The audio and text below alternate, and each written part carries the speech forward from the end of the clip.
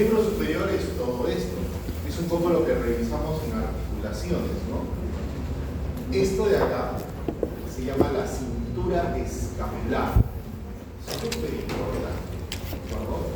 Todo esto viene en el brazo, la articulación del codo propiamente dicha, el antebrazo y la mano. En la posición anatómica normal. En la posición anatómica normal. ¿Cuántos huesos tiene el miembro superior? 32. Un miembro superior.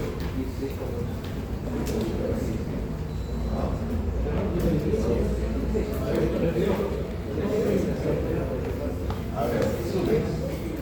La cintura escapular está compuesta por dos huesos, la escápula y la clavícula. El brazo son los huesos, hay tres. Y el antebrazo son dos, ya tenemos 5 huesos, ¿verdad? 5. La mayor parte de los huesos están en la mano. ¿Cuántos huesos en la muñeca? 8. Por lo tanto son 13 huesos. ¿Cuántas metacarpianos? 5. ¿Cuántas falanges proximales? 5. ¿Cierto? Ya 23. 5 distales y 4 medias.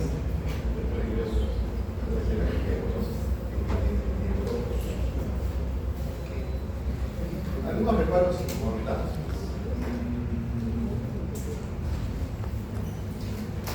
Todavía vamos a seguir utilizando el término o el nombre cúbito. El otro nombre de la nomenclatura actual es lunar. Valen los dos todavía. ¿Ya? Todavía se puede decir cúbito o uno. Acá están todas las vistas. Acá es importante esto de aquí, los huesos sesamoideos, porque van a generar inserción. ¿Qué es un hueso sesamoideo? Es un hueso que se desarrolla muy bien dentro de el miembro superior, de hecho ya lo hemos visto en el cráneo, en la columna, vamos a aprender algo de la nomenclatura de los huesos, como por ejemplo que es las protrusiones y las depresiones, ¿cierto? Los huesos tienen protrusiones, tienen depresiones y tienen elementos articulares. Los vamos a ir conociendo un poco. Esta es la cintura escapular. Fíjense cómo está inclinada hacia atrás la escápula, ese es el eje de la escápula y este es el eje de la clavícula. O sea, que la clavícula en realidad no está así. Y la escápula está detrás, están anguladas, ¿de acuerdo? Y están anguladas con la línea media que estaría pasando por el borde de las esquinas de la columna vertebral en un triángulo equilátero de 60 grados. ¿Ya? Esa es la posición. Algo que es importante y que suele venir en examen son preguntas bien sencillas. Te ponemos un hueso y te decimos eso. Es toda la pregunta. Entonces, hay que preocuparnos por reconocer cuáles son los huesos derechos y cuáles son los derechos. También hay que conocer bien la posición articular, ¿no? Como hoy día tienen que ver eso en la práctica. Afortunadamente, en el anfiteatro tenemos muchos huesos para que ustedes puedan practicar, ¿no? Cómo se articulan los huesos. Eso es importante. Cintura escapular. ¿Qué debes de saber de la clavícula? ¿Qué es importante en la clavícula? ¿Verdad? ¿Esta es una clavícula derecha o izquierda? Derecha. Para saber si la clavícula es izquierda, primero tienes que saber sus extremos. Hay un extremo redondeado y un extremo aplanado. El redondeado es el extremo external y este es el extremo acromial, que va a ir acá con esta parte que es el escápula que llaman el acromio. Ya. Entonces ya sé que esto va para afuera y esto va para adentro. ¿No es cierto? Ahora, ¿qué debo saber? Que la superficie superior es lisa, mientras que la superficie inferior Es rugosa. Y visto desde arriba es una forma de S itálica, donde tiene una convexidad medial y una concavidad lateral. Esa es la forma como se ve hacia arriba. ¿Qué elementos importantes en este hueso hay que saber reconocer? El tuberculo conoide y la línea trapezoidal. Que ya la han visto seguramente cuando hicieron la articulación, ¿no es cierto? Que es importante porque ahí se inserta justamente el ligamento coraco-clavicular, que tiene dos porciones, ¿no? Una porción conoidea y otra trapezoidal. Este es importante, es un surquito que hay por el núcleo subclavio y también es otro medio de ligamento de la clavícula hacia la primera costilla, que es la impresión que tiene el ligamento costoclavio, ¿no es cierto? De primera costilla con la clavícula. Y eso es lo que hay que saber de la clavícula. ¿Dónde está? ¿Cuáles extremos y cuál es su ubicación? Ya saben que la clavícula se orienta hacia adelante, ¿no? La articulación que genera la clavícula es importantísimo. Pregunta de examen, chicos, y pregunta para su vida de médicos en general.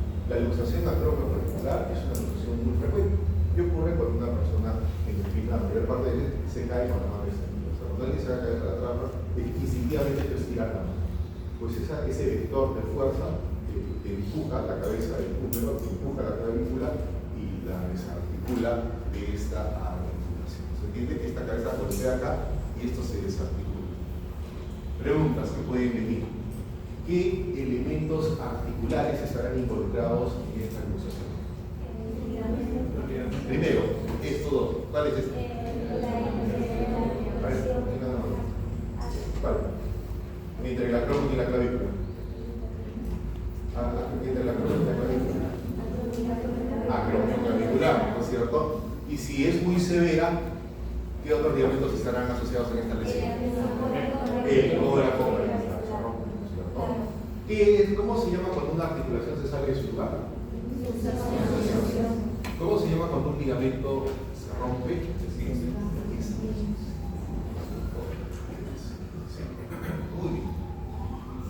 El ligamento coracoacromial está involucrado en una luxación acromioclavicular. Este de acá, ¿no es cierto? Coracoacromial. No, porque no agarra a la parte acromial de la cabeza, ¿verdad? ¿Se entiende? ¿Y cuál es el signo más frecuente? Lo que pasa, chicos, es que cuando la clavícula se sale de su lugar, se levanta, ¿no? ¿De acuerdo? Y cuando yo la presiono, suelto y regreso. Sobre todo por la tensión de los músculos. Y es como si estuviera tocando la tecla de un piano. Es el signo de la T. Muy bien. Importante para la vida diaria de nosotros los médicos, se ve muy frecuentemente en las salas de urgencias y también importante para su examen, ¿no? Tienen otra pregunta, si están anotando la pregunta que vamos a ver. Muy bien, este hueso también ya lo conocen, es un triángulo, y como todo triángulo tiene 3 lados y tiene 3 ángulos. Lo que hay que saber. Tendrá un borde superior, un borde medial y un borde lateral. ¿Y cuáles serán los ángulos? Un ángulo superior, tiene un ángulo superior y un ángulo inferior. El que está afuera es el ángulo lateral. El ángulo lateral está modificado, entonces ya no tiene esta figura angular, sino se modifica generando lo que se denomina la cavidad articular para el húmero o cavidad glenoidea, articulación glenohumeral, ¿de acuerdo?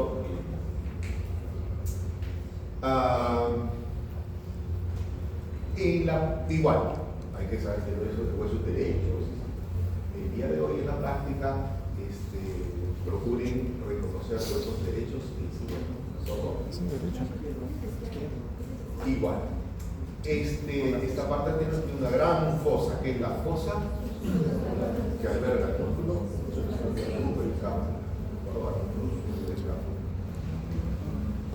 lo que tengo que aprender de todas las sensaciones musculares,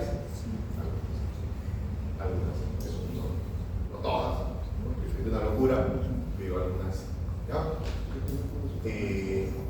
En miembro superior casi la mayoría, ¿sabes? El borde superior presenta una depresión anatómica importante que se llama la escrotadura del escapo, pero que solamente existe en el muerto, ¿de acuerdo? Igual, ¿se acuerdan en el cráneo cuál de los agujeros no existe en el vivo? El agujero rasgado, ¿no? Está tapado de un camino. Este acá solo existe en el muerto. En el vivo está tapado. Y por ahí pasan unos vasos y la está suspenso por un examen, hoy día lo tienen que resolver en la práctica. ¿De acuerdo? Muy bien. Ya. En esta cavidad plenoidea existen dos tubérculos. Ahora lo busco, en la práctica. Reconozcanlo. Si esta es la cavidad plenoidea y uno está encima, pues es el supra. Y el otro será el infraplenoidea. Importantes porque dan origen a los lados. ¿A qué me estoy refiriendo?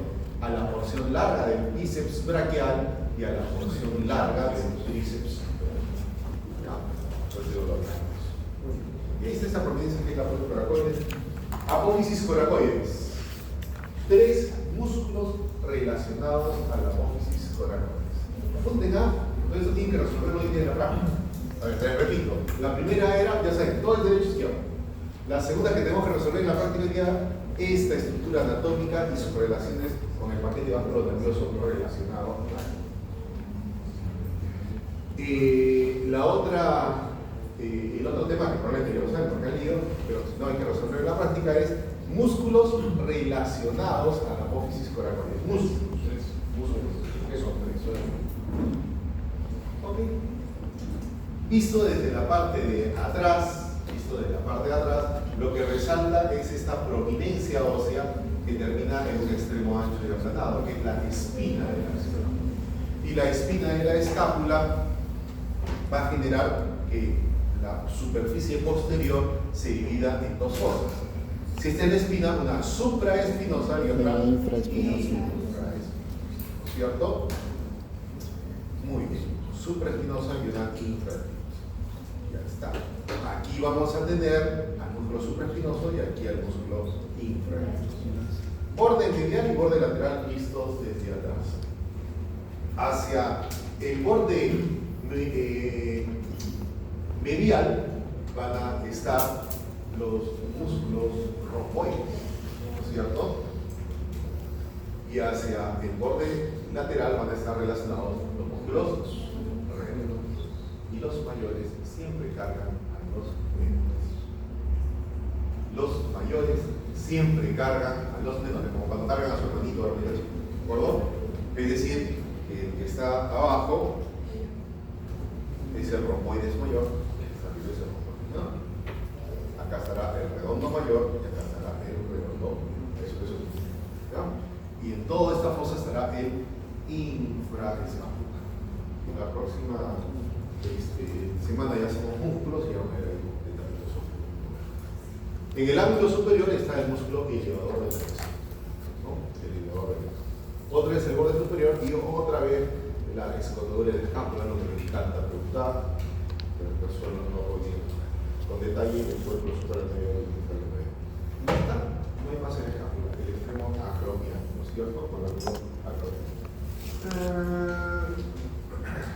Hay algo que no está escrito por acá, me parece sí, que es este espacio. Miren, esto es la fosa supraespinosa y esta es la fosa infraespinosa. Se comunican. Hay comunicación entre la fosa supraespinosa y la infraespinosa por acá, ¿no? Se comunican porque hay un nervio que inerva tanto al supraespinoso como al inferior. Pero ¿cómo pasa de acá a acá? Escotadura espinosa. Y si no sabes, es el momento de que te equivoques. ¿Dónde te equivoques? ¿Qué? ¿Subescapular? ¿Cuál es fisura? ¿Esta? ¿Cómo se llama eso? Escapular mayor. Bien. Pero la lógica está buena, claro. Por acá pasa. El nervio que los inerva entra por acá. Dale por ese lado. Inerva y da una rama y se va por acá. O sea, espinoglenoidea. O sea, ahí la van a ver ya, ¿no es cierto? En la incisura. Espinoglenoidea. Entre la espina y la se usaron dos. Se habían usado dos láminas, así en repetición, pero se lo paso así en repente, ¿no? Sí. Todas las láminas. Para que repasen de dos, me olvidé quitarlas. Listo. ¿Qué hay que saber de él? Este es un hueso largo. ¿Qué partes tiene un hueso largo? Epífisis proximal, epífisis distal y diáfisis. ¿Cuál es la metáfisis? Definición de metáfisis.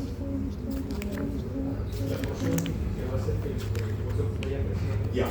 O sea, es la unión entre la diáfisis y la epífisis. ¿De acuerdo? Y que solamente está en crecimiento. Claro, cuando un hueso está creciendo, ¿verdad? Pero si el hueso ya no crece, como van a ser la mayoría de los especímenes que ustedes van a estudiar ahora, entonces ya esa metáfisis ya no tiene cartílago de crecimiento, ¿verdad? Y entonces cambia a lo que se llama la línea epifisial. Pero solo lo van a ver si es que lo cortan con hueso. Para afuera no lo van a ver. ¿Ya? Otra cosa que van a ver en los huesos largos es que tienen un agujerito en las diáfisis, que son sus agujeros nutricios, ¿no? Por donde entra una arteria para darle vascularización y para darle nutrición. Ok. A ver, miembros. Solo podríamos hacer un examen solamente hablando de los huesos y miembros. Muchas relaciones, cosas importantísimas que hay acá. Por ejemplo, a ver, esta es la cabeza, este es el cuello anatómico que une la cabeza con el cuerpo. Y por lo tanto eso será el cuello anatómico. Pero en realidad lo que tiene importancia de este hueso es esto que se llama el cuello quirúrgico. ¿Por qué?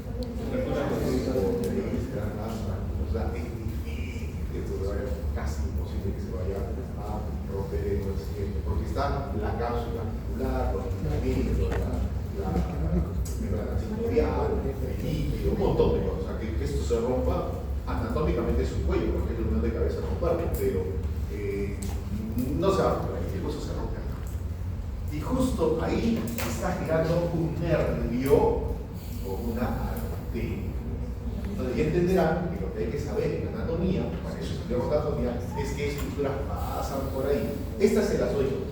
Es el nervio axilar con la arteria. Muy bien, eso está buenísimo, muy bueno. Parece la idea. Arteria humeral, circunflejo posterior y el nervio axilar, ¿no? La pregunta te viene de cualquier manera. Te ponemos el hueso, te marcamos la fractura y te decimos que no hace falta. Entonces, tú integras el conocimiento y decir, bueno, el examen teórico les cuento que ni piensen que va a ser, dime cómo se llama el hueso, qué partecitas están. No, todo es para razonar. Todo es para razonar. ¿De acuerdo? Todo. 100%, ¿no? Entonces yo te pregunto, si se partió acá el hueso, ¿qué no puede hacer el paciente? Entonces tú dices, ok, ahí está el nervio, voy a grabar el nervio axilar. El nervio axilar es el principal nervio del músculo deltoides. El deltoides es el que abduce el brazo inferior. ¿No es cierto? O te puedo decir, el paciente no puede abducir el brazo. ¿Dónde está la lesión? Y te ponemos varias porciones del hueso. Y ya sabes que este hueso tiene dos prominencias óseas que se llaman los tubérculos. El tubérculo mayor y el tubérculo menor. ¿Ya? Antes se denominaban el troquín y el troquita. Olvídense eso. Olvídense eso. ¿Ya? Solo va a funcionar como tubérculo mayor y tubérculo menor. Y entre los dos va a haber un surco, una corredera, ¿no es cierto? Es el surco intertuberosital, que se denominaba clásicamente como la corredera bicipical, ¿verdad? ¿Por qué? Porque por ahí pasa el tendón de la porción larga del bíceps braquial. Entre el tubérculo menor y el tubérculo mayor están insertados los cuatro músculos que forman el famoso manguito rotador, la otra para la mano, ¿ya? Tienen que reconocer cuál es la disposición, cómo se ordenan esos músculos, cuál va acá, ¿de acuerdo? Los cuatro músculos que hacen girar al hombro, son el manguito de los rotadores. Muy bien, quirúrgico. En la diáfisis, ahí está donde se inserta el deltoides. En la diáfisis vamos a reconocer por la parte posterior, lo hemos girado a este hueso. ¿Cómo reconozco si está anterior o posterior?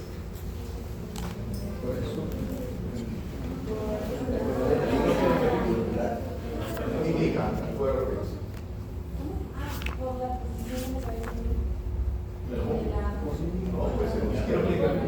Pero el surco del nervio ocultar. El surco. Esa es la respuesta correcta con las fosas. Acá hay una fosa única que es la fosa de cráneo. En cambio, la fosa anterior hay dos fosas.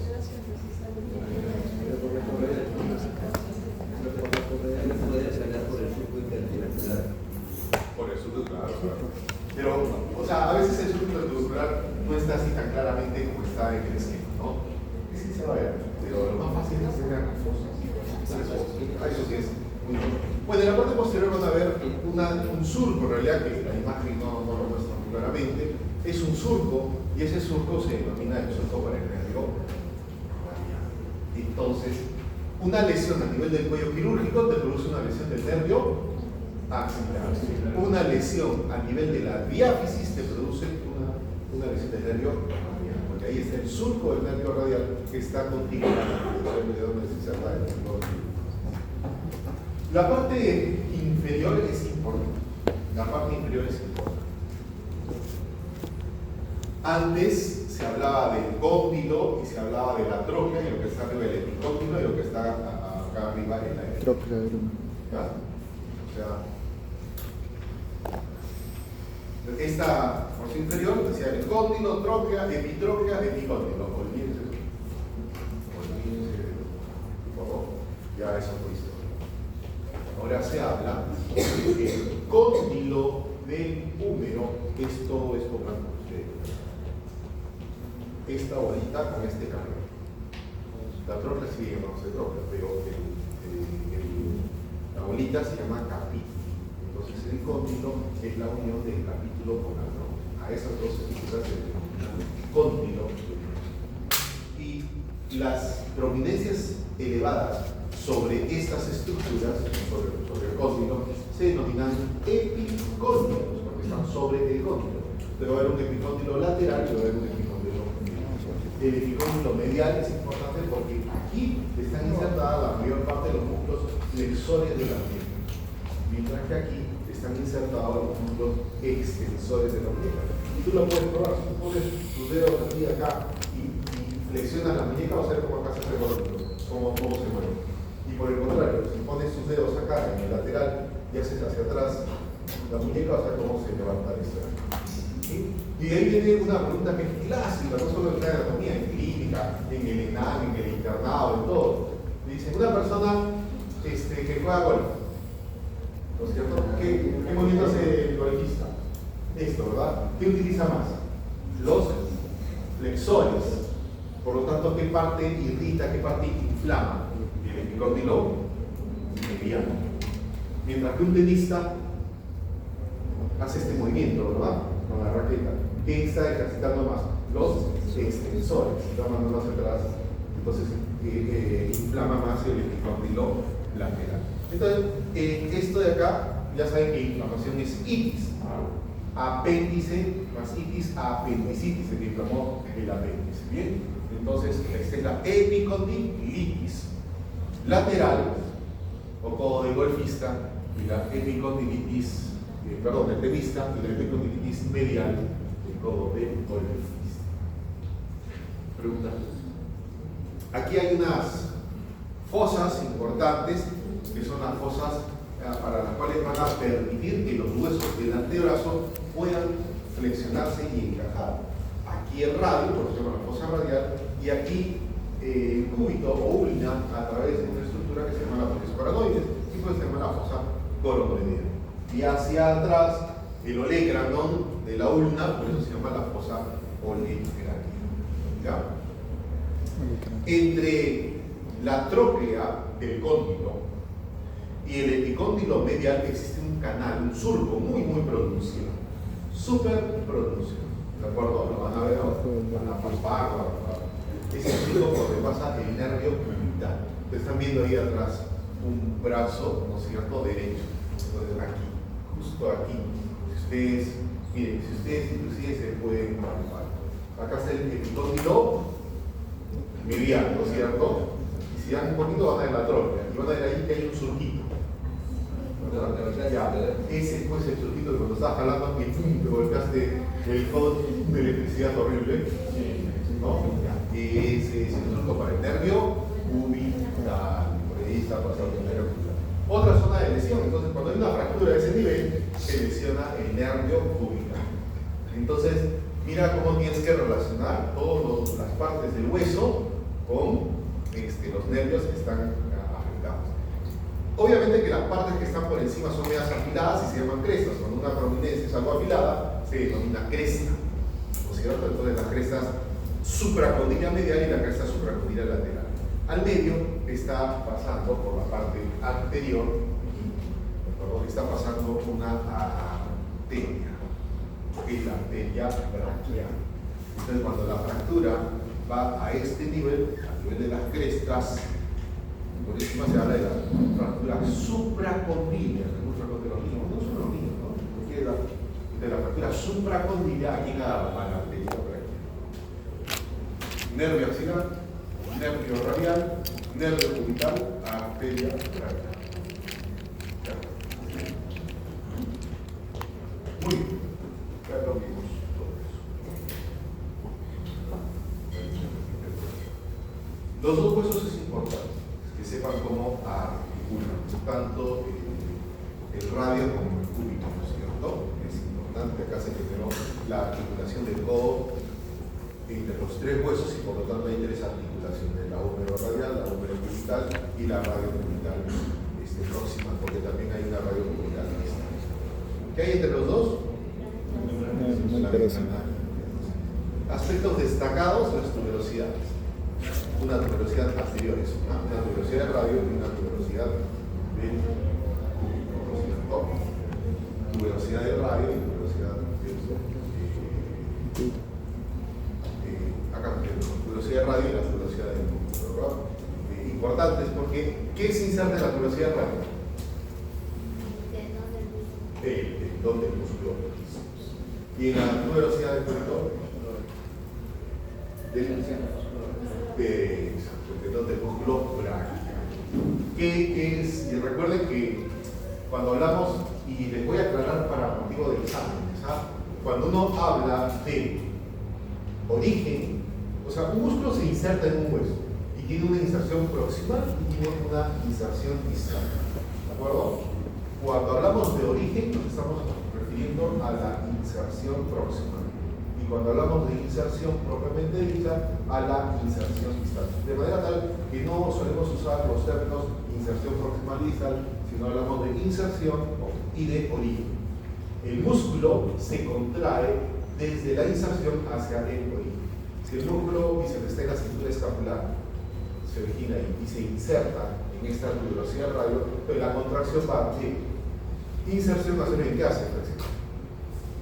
Flexión. Eso es. Cuando vean sus atlas, que gusten, que tengan a la mano, van a ver que los huesos están pintados con las inserciones tanto en rojo como en azul. Rojo significa origen, azul significa inserción. Es una convención internacional. La cabecita articular y acá están las estiloides, ¿verdad? Las estiloides. Existe una fractura muy típica que es de la gente mayor, ¿no? De las personas mayores que se caen, extienden la mano y se les parte la muñeca, el radio, que se llama la fractura de Coles, que es esta, la fractura distal del radio, con estas prominencias que se llaman las apófisis estiloides. En el radio, en la parte dorsal, aquí estamos viendo desde atrás, con tres niveles de corte, ahí existe esto de acá que se llama el tubérculo dorsal del radio. Y acá ustedes van a tener que investigar los canales que generan para las correderas extensoras, ¿ya? Para poder relacionar las correderas extensoras. Para extensar la Existen 6 correderas extensoras. 6. Marcadas así de la 1 a la 6. Cuando hagamos músculos, tienen que aprenderse qué pasa por la 1, qué pasa por la 2, la 3, la 4, la 5, la 6. Porque se lesionan y hay que filtrarlas. ¿Me tengo que aprender los nombres de las caras de los huesos? No. Pero sí más o menos saber la relación dónde está la membrana de los hijos. ¿Cuál es la posición de los huesos? Eso sí. ¿Cuál es la posición de los huesos? ¿Cómo están puestos? ¿De acuerdo? Que puede ser una pregunta interesante. Te pongo. Los exámenes traen 4 alternativas de práctica. Ya tanto los prácticos como el práctico. Te pongo 4 huesos articulados. Y tienes que marcar cuál es la correctamente dada. Ya, para que sepan cómo se va. ¿Por qué? Porque tienes que aprender a ver radiografías. Cuando hagamos todos, vamos a hacer la anatomía radiológica. Van a aprender a ver radiografías, tomografías, ¿de acuerdo? Y si no sabes cómo es la posición normal, no lo vas a poder interpretar a nivel de la radiológica. Esto es lo que hablábamos de la apófisis coronoides, con la escotadura radial donde va a ir la cabeza del radio, y este es el olecrano, ¿no es cierto? Ya está. No, hay más cosas interesantes en estos músculos. En el radio, la cabeza del radio, la velocidad que ya habíamos visto, vean un agujero en este ejemplo, un agujero nutricio, las apófisis estilones. En el caso del radio, sí, en esta vista posterior, el tubérculo del radio, ¿no? Y acá están las correderas extensoras, ¿no?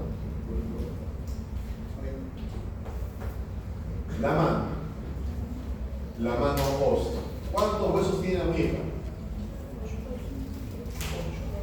8. Imagino que ya todos son los nombres, ¿verdad? Vamos desde el primer dedo, segundo. Los dedos son primero, segundo, tercero, cuarto y quinto. Normalmente, anatómicamente, la nomenclatura es en números romanos. El número romano iba del primero al. Las filas de los huesos van igual. Aquí está el escafoides, el semilunar, el piramidal, el pisiforme, el trapecio con el trapezoide, el grande que es el más grande y el más grande. A nivel de estos 4 huesos, de estos 8 huesos, las 2 filas de 4, es importante que lo sepan reconocer. Uno a uno. ¿Ya?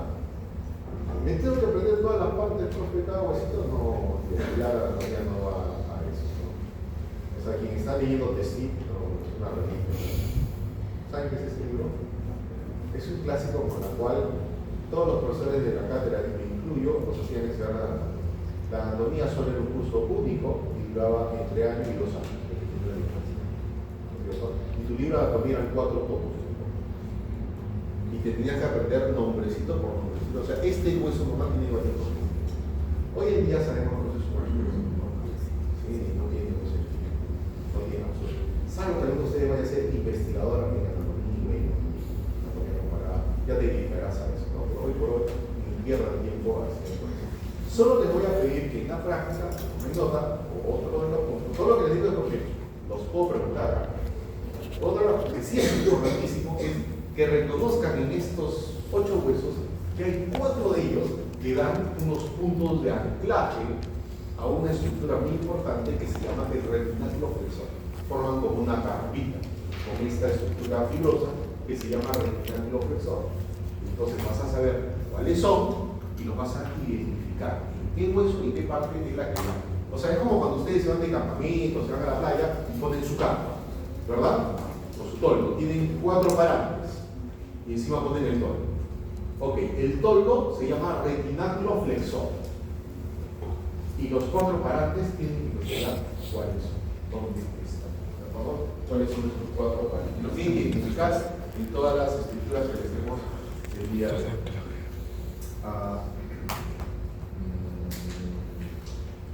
No hay más aquí. Igual para esto, ya sabemos que hay el primer dedo solamente tiene 2 falanges, ¿no? Una proximal y una distal. Todos los demás tienen 3 falanges, por lo tanto esta es una proximal, esta es una distal y esta es la falange. ¿Me tengo que aprender todos los ligamentos que hay acá en la muñeca? No es necesario. Esta articulación trapecio metacarpial es una articulación importante. ¿Qué tipo es? Sinovial. Es importante que la conozcan, súper importante. Ahí están los puntos de anclaje que estoy preguntando. Eso es lo que tienen que ver el día de hoy. Eso es lo que tienen que ver el día de hoy. Tienen que saber los puntos donde se ancla el retina transversal. Y es que existe una patología súper común en el síndrome de túnel del carpo. ¿Te has escuchado hablar? ¿Sí? El túnel del carpo. Cuando utilizamos hace mucho tiempo, era el problema de las personas secretarias que trabajaban con la máquina de escribir. Ese retináculo flexor se va engrosando. Y al engrosar, aprieta los tendones que pasan por ahí, pero pasan con un nervio, que es el nervio mediano, y lo comprime. Es una de las enfermedades por compresión nerviosa. Y eso te da debilidad muscular, atrofia muscular, problemas sensitivos, y por eso es importante. Hoy ya no hay máquina de escribir, pero igual las computadoras, o cuando estás en tu época de ludópata, eso es otro. Puedes hacer por eso pienso que los mousepad hoy por hoy tienen una almohadilla acá. Es justo para evitar eso. Miren toda la importancia que tiene y por eso tienen que reconocerme estos puntos de ancla. Es fácil, todo lo que les digo no son rebuscados, es así muy abierto, pero no se los digo porque la idea es que descubran el día de hoy, ¿no? Que lo descubran. Y ya está. Preguntas, dudas de lo que han leído, de lo que me han escuchado. Es necesario que conozcas todos los huesos, dónde están y cómo son. Eso sí. Una pregunta que no te voy a dejar de hacer es cuando lleguemos a oído, que te voy a poner una lupa, te voy a poner los 3 huesecillos del oído y la pregunta va a ser que me digas cuál es el huesecillo que te estoy diciendo. ¿De acuerdo? ¿Sí? Desde tu casa. En casa, tomen nota. O sea, y cada huesito tiene partes, pero yo no quiero que se aprendan las partes. Porque, chicos, yo quiero que ustedes aprendan anatomía, pero que cuando nos volvamos a ver en el hospital, cuando nos volvamos a ver en el centro de medicina, en su internado, o cuando estén haciendo su especialidad, vamos a volver a encontrar. No quiero hacerles una pregunta de anatomía y que no tengan aorta, me suena. O sea, de nada sirve que ustedes aprendan paporreté. Soy anti-paporreté, o sea que paporreté, ¿no? No, y todas las partecitas, si no le das una orientación, una aplicación clínica y sobre todo, lo más importante, ¿de qué me serviría hacerte una anatomía complicada y digo ya, saco un slide y lo pongo al hueso grande y le sigo estudiando todas las partes de gusto? Sería un absurdo, realmente sería un absurdo. Soy yo no sé por qué, yo soy enfermista, porque es un hobby para mí, ¿de acuerdo? Pero, o sea, cuando se te fractura el hueso, tú sabes que interesa la parte de hueso. Lo que sí interesa es que tú como médico general sepas dónde está y una radiografía, te presente una radiografía y tú sabes cómo eso no puedo. Pero si te presenta una radiografía y como hoy me pasó con un residente, estaba viendo el cerebro y vamos a llegar a negro. De acá le voy a tener un poco de tomografía y que hay que usarme la cápsula interna porque estamos viendo una hemorragia en un paciente. ¿Qué les puedo decir? Pues no, es como, bújame la puerta y estaba viendo el techo. Eso no puede pasar. Eso no les puede pasar. No les puede pasar. Llévense una anatomía porque es importantísimo para la carrera médica. Van a hacer procedimientos, van a pulsar tórax, abdomen, van a poner catéteres, todos. Si no saben, todos somos médicos cirujanos, si sale un título, médico cirujano. Después ya puede ser una rama quirúrgica como especialista. Pero todos acaban de hacer procedimientos, van a hacer intervenciones, van a palpar. Si no tienes un concepto claro de cómo es la anatomía, ya. ¿Está claro? ¿Qué chicos podemos en la literatura?